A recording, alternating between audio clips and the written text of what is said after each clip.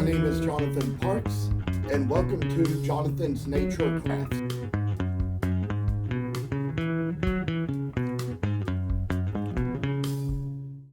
We are coming down to a part in the series where we will finally paint the Hillbilly Gnome, and you can see this one's been painted already, and we're going to kind of follow exactly the way on this one.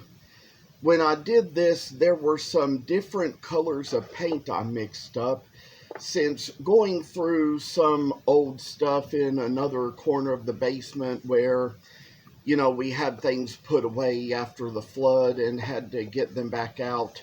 I'd say that probably found more of my old paints over there, but with what I had at the time, I had to mix colors just to kind of get the right ones for this. So, you know, I can't remember even now looking back just exactly which colors I mixed to get these ones, but this is kind of like a certain type of tan that I used to make a lot of these ruffles around here. So we're going to start now going along the little ruffle of the cap, and it's good to kind of try to have gentle strokes in there because that's where it's going to matter the most, just to kind of make it out so it's going to be kind of smooth in a way, and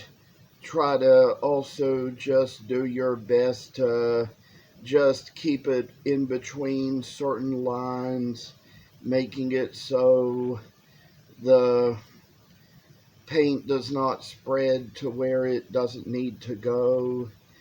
There are times when I can always come back and fix that, but feel like I'm probably getting a little bit better at my practices here and getting to where I can kind of keep my strokes a little more short and gentle, so they just come out a little bit of a better way.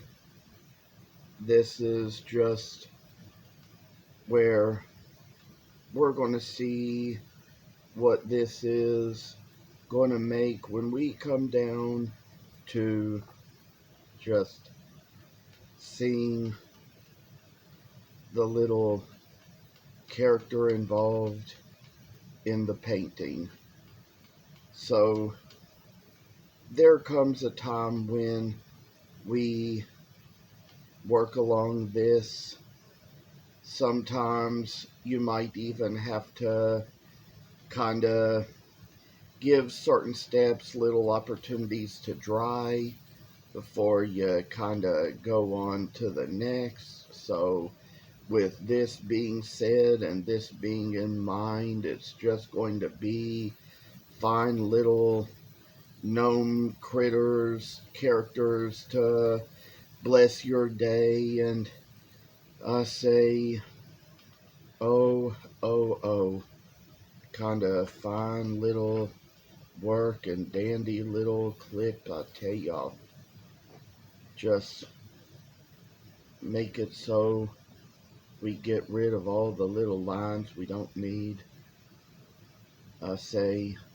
And now I finally got around this whole little area of a cap here and kind of put it on to where it's just going to be a fine little piece of work, as we see. Maybe just work the way here. And coming down to this, I say there's the little area that makes the belt, which is kind of like the very same color as the other ruffles, so kind of put that right in line here. You kind of come to see that for most of the outfit we're going to kind of leave it the color of the wood, and for the boots as well. So with this little step in mind, we kind of got one little place to take, and then just put a little faith in our steps to kind of see what character we can get out of the same old piece of wood. And when we come down to it, might show a few other things as well. You see here, there's this little part that kind of makes the sleeve cuff that is closer to the beard. We're going to try to put the same color of paint into that little spot as well. Make the sleeve cuff so it's going to be just a fine little work to get into there. And then I say that comes down to where we get this little area right within. And so put a little space in that and see what it's going to be. Maybe just